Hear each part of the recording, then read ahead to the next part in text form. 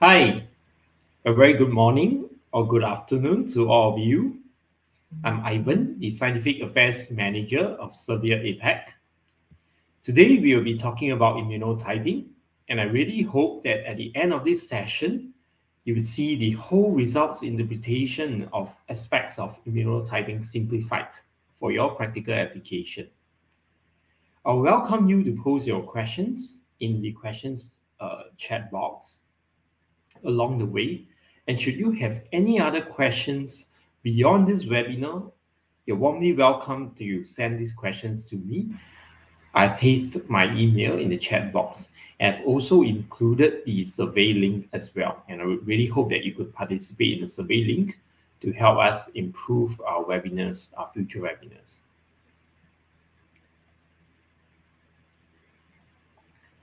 So in a normal person, the plasma cell composition will be normal, and you will be producing antibodies in equal amounts, whichever antibody clones that are present in the body. And we know that this is a huge repertoire of antibodies. There's no abnormality, and everything is just produced in normal amounts. And what results is that you will see in the gamma fraction of the serum protein electrophoresis, a Gaussian aspect of the gamma curve. Okay, so one way to remember this is that it's like a normal distribution, statistical distribution, because all the antibodies in the body, right, are in the right amounts. Okay. However, this normal distribution would be skewed and affected in the case of a malignant situation like multiple myeloma. Okay, it may not be restricted to multiple myeloma. Some other malignant conditions like Waldenstrom's macroglobulinemia, it also produces abnormal monoclonal proteins in larger amounts. When this happens, it causes one plasma cells that becomes malignant will overgrow. Sometimes it will also displace the other normal plasma cells in the bone marrow and reducing the amount of antibodies produced by the normal cells. In such situations, we will even see immunoparesis happen, like the normal antibodies that are produced are reduced significantly. And what we will see is a sharp peak of a monoclonal antibody, because cancer is a clonal condition. Usually it starts with one cancer cell becoming disordered, and then it will produce the antibodies in large amounts. Hence, you see that sharp peak. So after getting the serum protein electrophoresis and seeing the monoclonal antibodies and protein present, what would be the next step?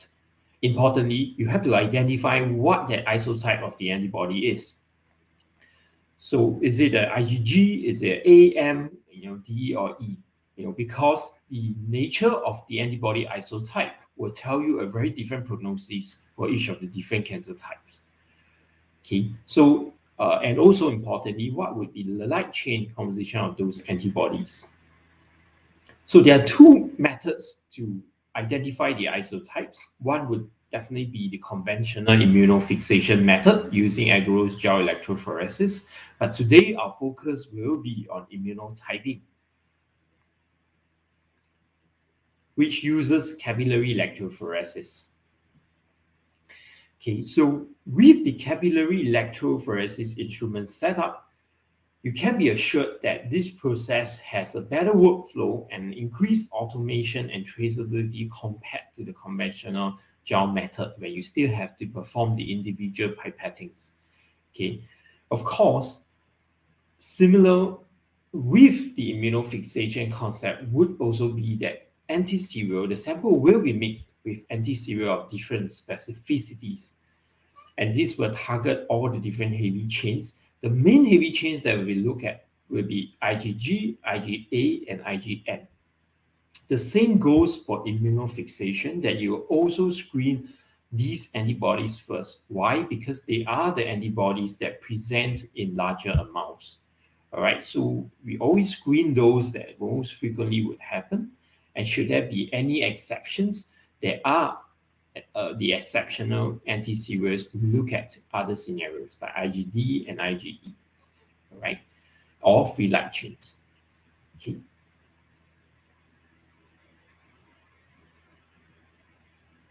So how does the immunotyping principle works? If you look at immunofixation in the gel, you are using the anti-serum to react with the antibodies that are present in the gel. And after this reaction, the anti-serum antibody complex will stay on in the gel. That's why we call it fixation.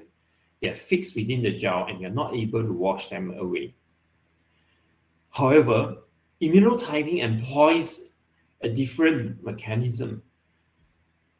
What it does, even though with the anti-serum, so the anti-serum is represented here in red as highly negatively charged antibodies. So some modification has been done to this anti-serum reagent.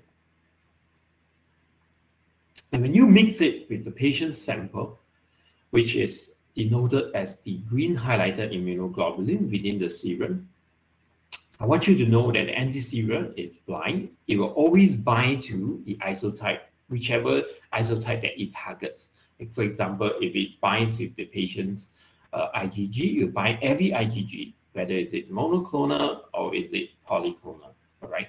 So when that complex forms within capillary electrophoresis, it becomes a highly negatively charged complex. So we know that in capillary electrophoresis, we are migrating our samples throughout a very fine capillary. So at the end of the capillary will be the detection, and all the species that are going through the detector will be detected, and it gives you the display of the serum protein electrophoresis curve. Okay. However, because the anti-serum and the antibody complex is highly negatively charged, when they are run through the capillary electrophoresis, they will migrate further away, even past the albumin portion, okay, on the anodic site. So what you see like now is that the antibody complex, anti-serum antibody complex is far away out of the albumin curve. And if you look at the residual curves when interpreting the immunotyping results, you always see this on the left side of albumin, all right, which means that your sample has been immunosubtracted, right? So these are telltale signs that you can always understand these results and profiles when you look at them. So essentially, immunosubtraction has happened. So when you look at the literature and look at immunotyping, you might look at an interchangeable word that's used, which is immunosubtraction. So these are actually the same things, okay? If you're searching through the literature, know that it is the same as immunotyping or IT, that we call it here. Right, so what is the strength of immunotyping would be that we know that capillary electrophoresis, it has superior resolution compared to many other charge separation methods. And also in comparison to gel electrophoresis, for example, the higher resolution will allow you to separate your fractions even more, which means that if two monoclonal proteins are migrating closely together, there's a higher chance that they will be separated apart for you to identify them as a biclonal issue, okay, in capillary electrophoresis. Okay, so it also removes away by immunosubtraction backgrounds that are very strong. For example, the polyclonal background of IgG, okay, with the same principle that I just explained to you. So now looking at the normal serum protein electrophoresis profile, we always need to look at the normal profile to know what is abnormal. Okay, so I would like to remember the normal profile when I look at the albumin is always high, and then after that it proceeds like going up a curve here and then coming down. Okay, so alpha 1 goes up to alpha 2, kind of goes up to beta 1 in terms of the height, and then it goes down to beta 2. Okay, so you know that alpha 2 is always higher than alpha 1, and beta 1 is always higher than beta 2, having the picture over here in your mind. Okay, so there should not be any distortions or extra peaks compared to what is normal here in this fraction. And when you look at the gamma fraction, it should remain in the statistically normal manner of the Gaussian aspect of the gamma curve. Okay. So what are some scenarios where you see abnormalities? If you look at the far right panel that's in this slide, this is the very idealistic and typical monoclonal peak in gamma. Okay, a very strong peak on the right side. However, the monoclonality may present itself in other ways. Okay, so if you look at the additional peak in alpha 2, it can happen as an additional peak in beta 1 or beta 2. Why? Because the superior resolution of capillary electrophoresis allows better separation. And you're more likely going to detect abnormality in this way. Okay, so knowing the normal profiles, these will be abnormalities. And if you extend it to look at the, for example, an isolated increase in alpha 2. Alpha 2 is like a acute phase protein. You're supposed to see it when there's elevated inflammation. But however, if there's no elevated inflammation or any nephrotic context, and you see that increase in alpha 2, it should also infer that something could be happening in multiple myeloma that's related. All right. Of course, there can be inflammation in that multiple myeloma as well. So likewise, the same goes for the isolated increase in beta 1, when you do not have an underlying iron deficiency or hemolysis condition that will leak out contents from a red blood cell that might contribute to this peak. Okay, it could be a multiple myeloma underlying it as well, or monoclonality. Okay, and as we said, beta 2 should be lower than beta 1, and if you see that it's higher than beta 1 without any inflammation or hepatitic context, it should ring a bell about possible monoclonalities as well. Okay, and not always the case. If the monoclonal peak is in the gamma portion, you will see a very idealistic, huge monoclonal peak. It really depends on the stage of the disease, and this gives a lot of visibility to identify monoclonality earlier as well, even when their levels are not as high. In this situation, you see a distortion in the gamma fraction. Okay, so even this little distortion that disrupts the Gaussian curve, right, tells you much about possibility of the monoclonality, which warrants for further investigation with immunotyping to understand what that isotype is.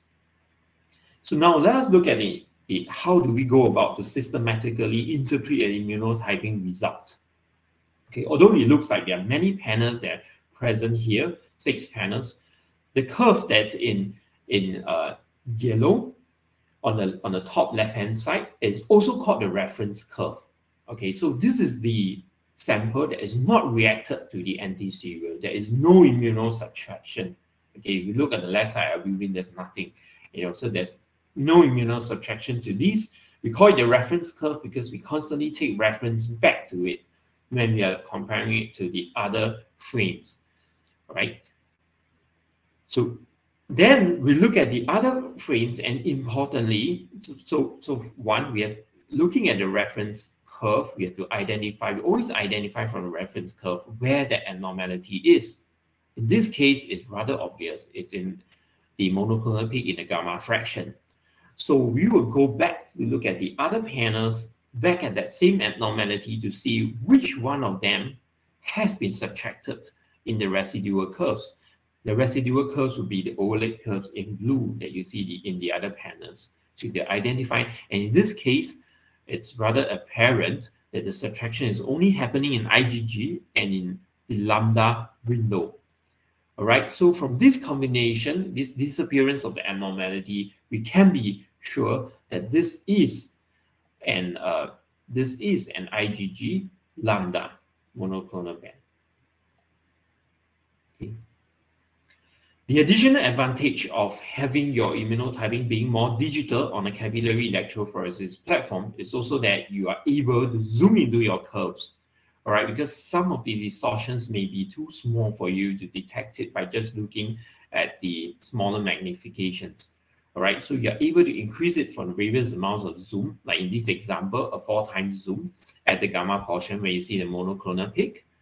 All right, and looking carefully at that monoclonal peak is actually like an extension to the Gaussian aspect of the gamma curve. All right, so in this case, where does the subtraction happen? It happens in the IgG and IgG lambda, right? So likewise, this is a IgG lambda. Okay. So now looking back at the normal serum protein electrophoresis curve, So what if we are to subject this normal serum sample for immunotyping? Would there be any form of subtraction that happens? So this will actually help us understand how immunotyping works even better, and what are the composition of antibodies that are present in the body. Okay, so once again, we zoom into the beta 1 to gamma region of the curve. Right, there's no abnormality here, but we do see some form of subtraction happening here. So remember what I told you, the anti-serial is blind. It actually targets all the antibody isotypes, regardless of whether is it a monoclonal protein or is it a normal protein, as part of the polyclonal repertoire. All right, so we can see that in the IgG window, there's about a huge subtraction. The reason is because most of the antibodies that are present within our polyclonal mixture is IgG. Okay, 80% of it is IgG. Then the next populated antibody will be IgA, which takes up about 15%. But the important thing to note is that for IgA, the presence of IgA is from the end of beta 1 to about the mid of gamma region. So this is the span of the region where you could see potentially where IgA is. And in this case, because it's a polyclonal IgA, you can see a spread of that. We call it like a bridge aspect from beta 1 to the mid of gamma. All right. And if you look at the next populated antibody, which is IgM, it is much lower. It's about 5%. And the presence of it always spans at the left side of the gamma fraction.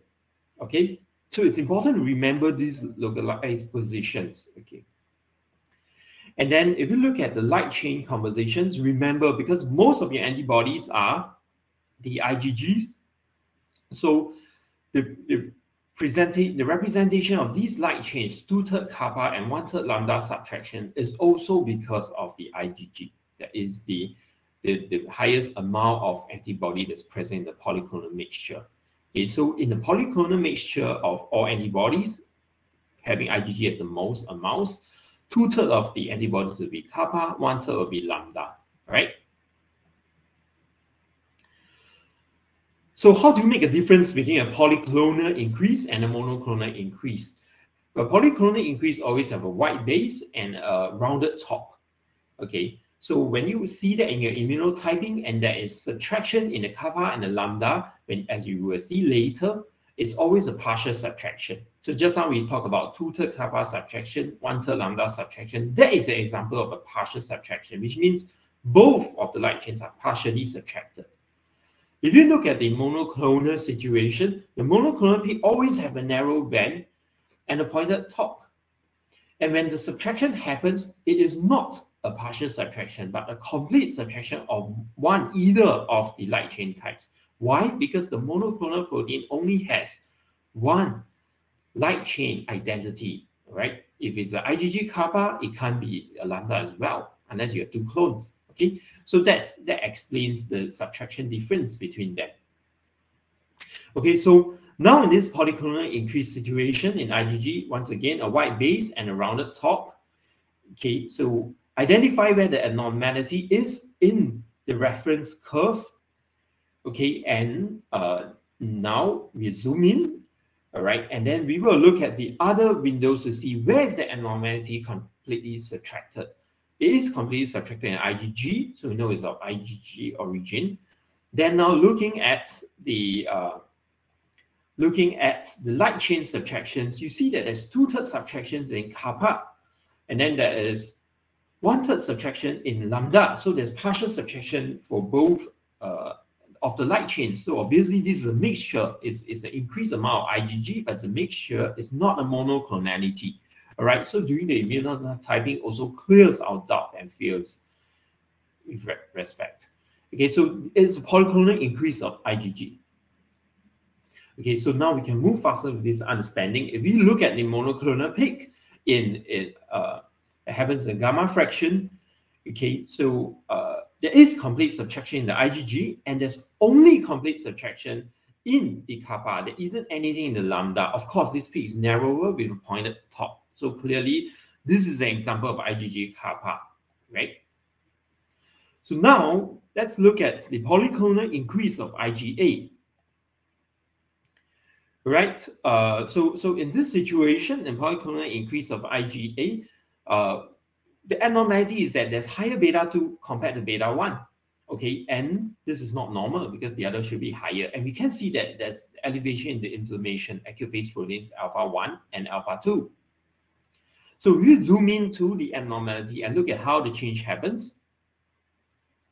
You can see that there is subtraction in the IgG, but this will be because there are always IgG antibodies that are present. Okay, and then if you look at the IgA window, you can also see that there's a subtraction, and importantly, there's a bridge aspect between beta 2 and the gamma region, and the elevation of beta 2 occurs as a broad width.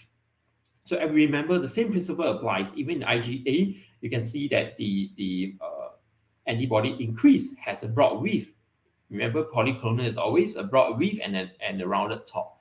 Okay, so the same principle applies even though the IgA curve looks a little bit different. Okay, and then you look at the light chains. How are the subtractions happening? You can see that there is about 50-50. So for IgA, it's not the 2/3 kappa, 1/3 lambda. Okay, it's a 50-50. All right. So that's how we tell that this is not monoclonality but polyclonal. All right. And why is the why do we mark C3? If you look at the IgA curve, when you do the subtraction, you do not see the whole curve disappearing completely. The reason is because this is beta 2. Remember, in your beta 2 region, there are other proteins that are present. For example, complement C3 proteins. And these proteins cannot be removed by your anti-serial. Okay, it's only in the gamma portion that you tend to see very complete subtractions because most of the presence within it are the antibodies. But in the other peaks earlier on, like alpha 1 to your beta 2, these have other proteins that cannot be removed away by the anti-serial. Okay, so this is something that should be on mind to understand why they are not subtracted. Okay, we look at reduction of abnormalities, but whatever exists there that cannot be subtracted by the anti-serial remains. Okay, so conclusion for that is the polyclonal IgA. So if you look at the polyclonal IgA, remember in the abnormality would be the beta 2 that's higher, but look at the beta 2 now. Okay, number one, there's no bridge aspect between beta 2 and the gamma portion. It's like a depot valley. Okay, and if you look at the IgA window, you can see there's a narrow width and a pointed top. And when you look at the light chain subtractions, clearly it's not partial subtraction. There's more complete subtraction in your kappa. All right, so this is an example of, okay, so this is an example of a monoclonal IgA kappa. So now let's consider for IgM. If we have a polyclonal increase, remember I said that the IgM presence is more at the left side of the gamma portion. So here you see like a faint restriction in the left side of the gamma portion. There seems to be a little bit of elevation. All right, when we zoom in onto this, if you look at every curve that's present here, you notice that there's a bit of the subtraction in IgM. So if you look at all the blue color curves, the residual curves in every panel, you will notice that for all the gamma portions are more elevated on the left side, okay? And only one would be IgM window where the left side is lower than the right side. So you know that a subtraction has happened in the IgM window, right? Then also importantly, it is to look at, so you see, for example, IgG, the rounded side remains there. Okay, the same rounded side is subtracted away in the IgM window. And then looking at the kappa and the lambda side to see is there like a complete subtraction in one and not the other. There isn't. Okay, so it's a partial subtraction. So this is the example of polyclonal IgM. So if you look at the monoclonal IgM peak, okay, it is a greater distortion of the left side of the gamma fraction. We magnify it, and then we look at where this distortion disappears. Okay, clearly it disappears in IgM. And if you look at where the distortion disappears more completely, clearly it disappears more completely in the kappa fraction. Okay, so complete subtraction in both the IgM and the kappa fraction. So we know that this is a conclusion of a monoclonal IgM kappa, right? So let's run through some integration exercises. So in this case, you see an elevated increase of alpha-2. Okay, there's no information on nephrotic context. Okay, so once again, zoom in on where the abnormality is and see where the subtraction happens. So it happens in IgA and it happens on kappa. So obviously it's the IgA kappa. Okay, I want to re-emphasize again, the underlying peak is not subtracted because out of the gamma fraction, everything that's out of the gamma fraction has proteins that are not antibodies within them. And the anti-serial cannot remove away these proteins, so the peak remains. Okay. So in this case, beta-2 is higher than beta-1. Again, without any inflammatory context, about disease. So once again, zoom in on the abnormality, and then we see where is the abnormality being corrected. It's being corrected in IgA, and it's being corrected in kappa. Okay, so clearly, again, the underlying band is not removed by the anti-serial because it's probably C3 complement in your beta-2. Okay, but you see a very complete subtraction of that abnormality. Okay, so it is the IgA kappa in this case. So in this case, you see a strong increase in beta-1 plus hypogammaglobulinemia. Okay, so again, zoom into the beta-1, and then you see where is it being corrected. It's being corrected in the IgA window. It's being corrected in the L. So obviously, this is the case of IgA lambda. All right, so in this example, you see that beta-2 is higher than beta-1, but as a whole gamma fraction is very thick. And it seems like there is a lot of antibodies in that region. All right, so once again, zoom in on the abnormality. And then after that, this case, I like you guys to see this case because if you look at the subtraction, you can see that in IgG, there is a complete subtraction in IgG. There is also partial subtractions in the lambda and the kappa in the blue arrows. Okay, so those will be the IgG-related subtractions. Okay, the whole fraction there is increased, but the subtraction is partial, so that we know that there's a polyclonal background, there's a polyclonal IgG increase. Okay, for the IgA, we see a subtraction there. It is a very broad-wreathed IgA fraction, but we only see partial subtractions for the kappa and the lambda in the yellow arrows. Okay, so clearly this is a mixture of polyclonal increase of IgG and IgA. It's not truly monoclonality. Okay, how about this case? You see a very small peak in the gamma fraction. Okay, then zoom in again, because when you have very small distortions, you can't really see it except with magnification. All right, so this is important to see where the subtraction happens. You only see the subtraction happening in the lambda window and not really in the other panels. All right. So in this case, it's a possibility that it's a monoclonal free light chain increase. But then again, because we did not look at IgD or IgE, which are much rarer in the disease, it's important for us to rule out the possibility that it could be IgD or IgE. So the way to do it is to do immunofixation, where you can use the anti-serial against IgD or IgE. There is also an anti-serial that goes against free light chain. And it will allow you to accurately detect that whether this is a free light chain or is it a light chain that's bound to a heavy chain. Okay, so with such, right, I will conclude the webinar and I would welcome you to pose your questions. I will invite you to support us by filling up the forms as well.